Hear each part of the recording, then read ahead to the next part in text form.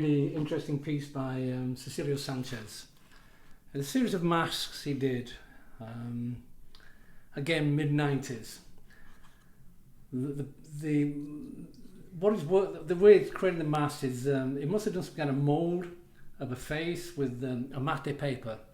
Amate is this beautiful paper that they make in Mexico, which is essentially tree bark that is stripped, beaten flat, and then basically worked on. And Cecilio did a lot of paintings on this kind of paper, but here he's making masks and he's obviously treated it so it stays relatively stiff, and then use a lot of kind of imagery of what you would often see in his paintings, whereby the paper, it's difficult to see here, but the paper actually becomes, the negative of the paper actually becomes a positive by basically putting these white linings on either side of here.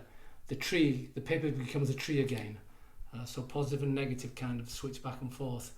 And then I really kind of love what he's done here with these bird feathers up here. And then this strange shape here, I don't know what it is, it's some kind of organic, I don't know what, from a tree or a fruit or something, that is really, really, really kind of interesting. But it's got a real power and just minimal colour here and here. And then we have another one that we'll look at next, which he actually uses snake skin on it as well.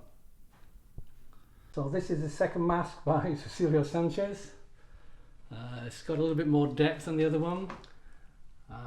Again, we see in some of his works this kind of protruding eye that comes out, which I always find very, very interesting.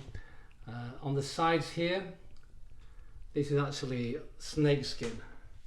And again used with this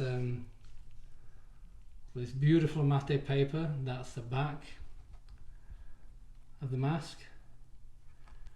And again we see this other kind of strange thing where it's created a kind of sheath here, so this feather can kind of protrude out of it. And then obviously painted on it. This is painted a little bit more extravagantly than the mask we took a look at, with this very kind of unusual image at the top here. So, what kind of paint? He'll be using gouache here, but here we see you see many of his paintings, this kind of profile of a nose and mouth, and this is a symbol of speech, language. So again, a lot of the kind of imagery that you see in his, I think that's a pre-Columbian kind of image for language or speech. A lot of images that you see in his paintings are kind of moving into these wonderful masks that he's doing. But they have a really kind of primordial quality to the works. Really, really lovely.